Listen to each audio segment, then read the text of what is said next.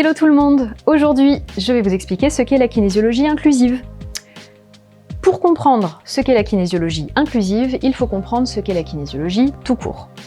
Sans rentrer dans tous les détails historiques de la construction et de l'évolution de la kinésio de son origine jusqu'à aujourd'hui, retenez simplement que c'est une pratique assez récente, puisqu'elle date des années 60, née des observations empiriques d'un groupe de chiropracteurs et de praticiens en médecine traditionnelle chinoise, qui, au gré de leurs observations, leurs consultations, ont mis en évidence des liens entre stress, tonus musculaire, zone réflexe, point réflexe de certains points du corps, et méridien d'acupuncture.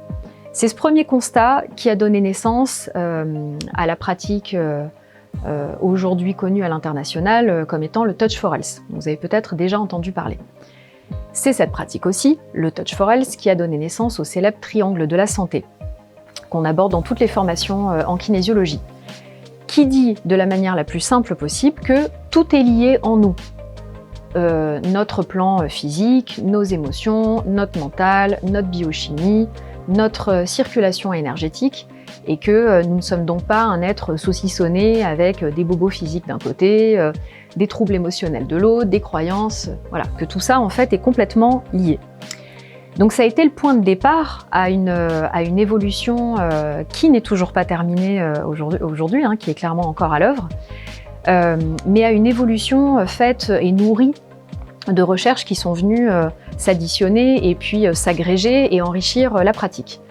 Vous avez peut-être entendu parler aussi du TIOC, qui est né dans les années 70, le 3-in-1 concept, de la Brain Gym, qui est aujourd'hui largement utilisée, même en milieu scolaire, donc littéralement la gym du cerveau, et puis plus récemment de kinésiologie harmonique ou encore d'ontokinésiologie, co-créée par Alfred Manuel, qui est aujourd'hui dans l'équipe pédagogique de Libelluna.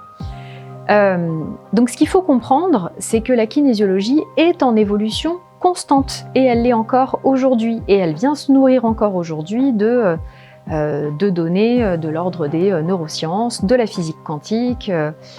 En réalité, c'est une pratique extrêmement sérieuse, extrêmement fouillée, qui permet pas du tout l'impro.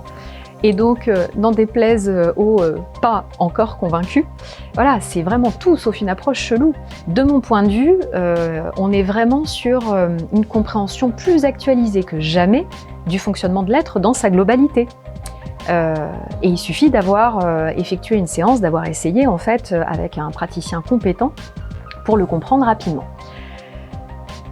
Indépendamment de cette dimension historique, mais qui est importante pour comprendre que c'est encore en évolution, pour comprendre la kinésio, le mieux reste encore de comprendre à quoi ça sert, d'accord ? Donc, le champ d'application de la kinésiologie est en réalité extrêmement vaste.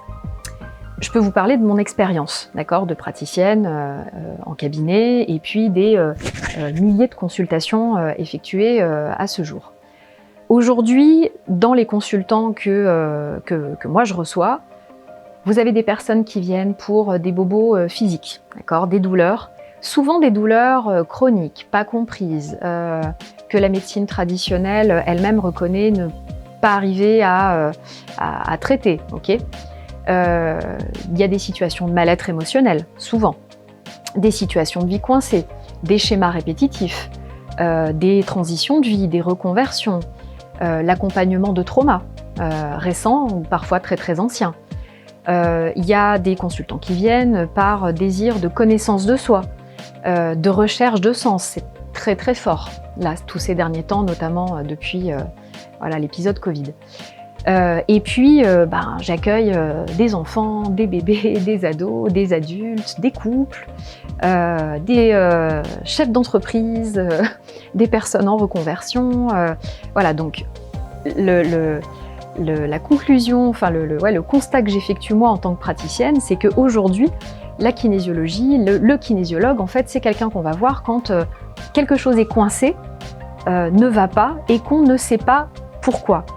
Il y a vraiment cette dimension dans la kinésiologie de approche causaliste. Ce qui nous intéresse, c'est pas d'appliquer mécaniquement un protocole en réponse antisymptomatique, d'accord?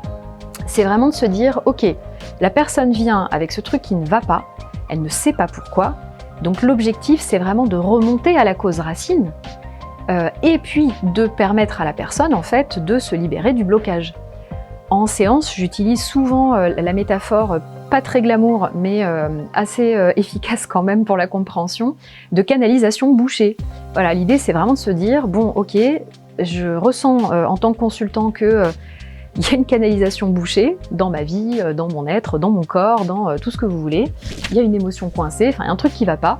Je vais chez le kinésiologue pour déjà comprendre où est-ce que c'est bouché, comment c'est bouché, par quoi, depuis quand, ça a quelle forme, quelle couleur, et puis surtout pour déboucher. Voilà. Donc la kinésiologie, en fait, aujourd'hui, pour moi, c'est ça, d'accord? Donc la kinésiologie inclusive, qu'est-ce que c'est?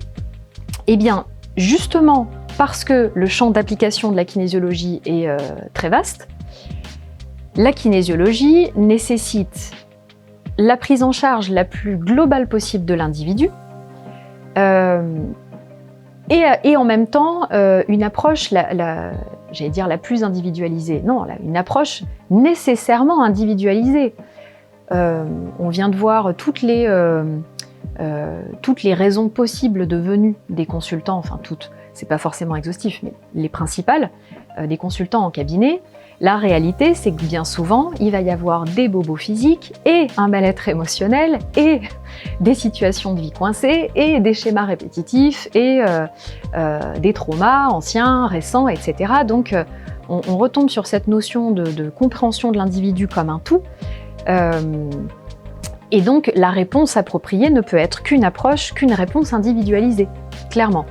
Donc il y a à la fois le besoin de prendre en charge l'individu dans tout ce qu'il est et dans tous ses plans, la nécessité d'apporter la réponse la plus précise et individualisée possible, et puis comme on l'a évoqué déjà, une véritable expertise à amener, un vrai professionnalisme, de l'éthique dans l'accompagnement.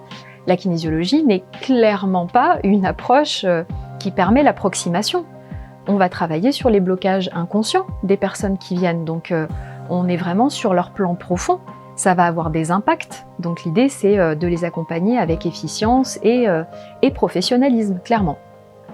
Donc la kinésiologie inclusive, qu'on a clairement créée en fondant Libelluna, elle est issue d'un constat issu de ma propre expérience d'élève déjà, puis de patiente, puis de praticienne, constat partagé avec la team pédagogique aujourd'hui.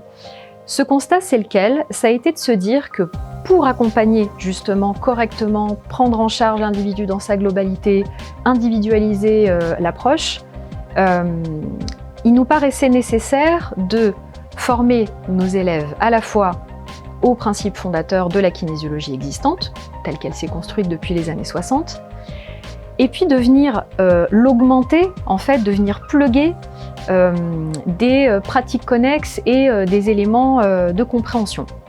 Je m'explique.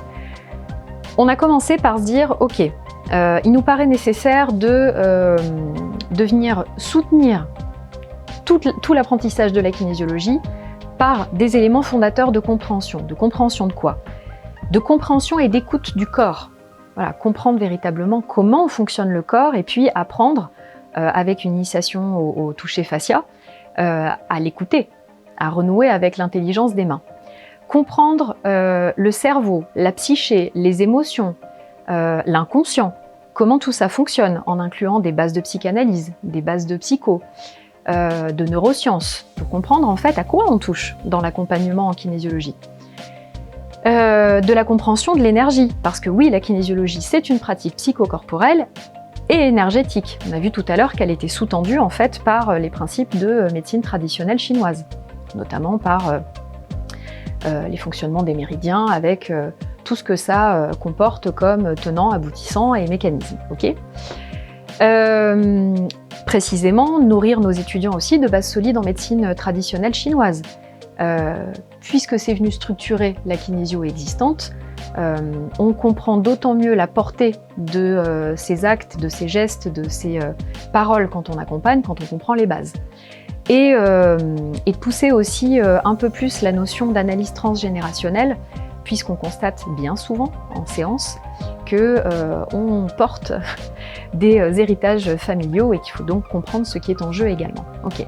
Donc il y avait déjà ce besoin, ce désir en tout cas, d'aller sous-tendre l'apprentissage par des éléments fondateurs de compréhension.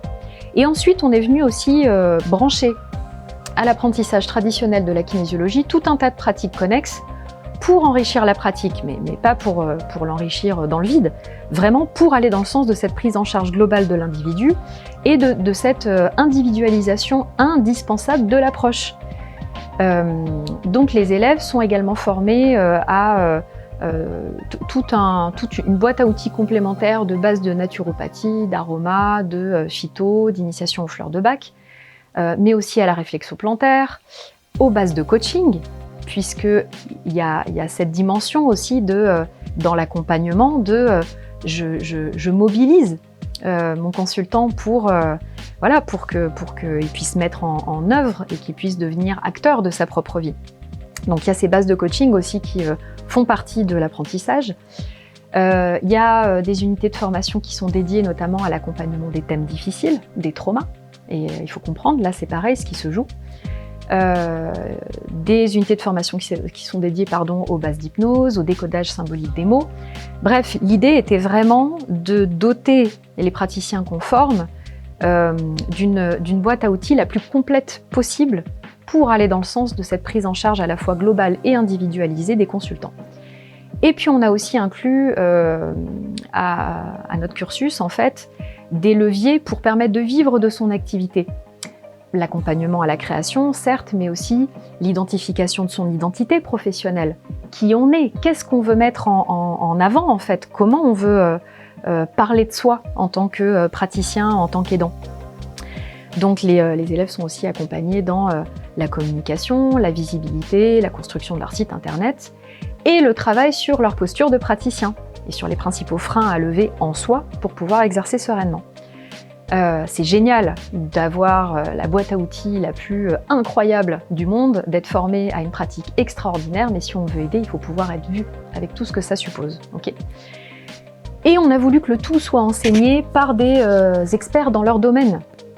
Ce qui fait que la team est aujourd'hui constituée de praticiens experts dans ces apports connexes qu'on a voulu apporter, que ce soit en médecine chinoise, en fasciathérapie, en thérapie manuelle, en communication, en psychanalyse, en psychologie clinique, en expertise aussi sur le plan de la kinésio.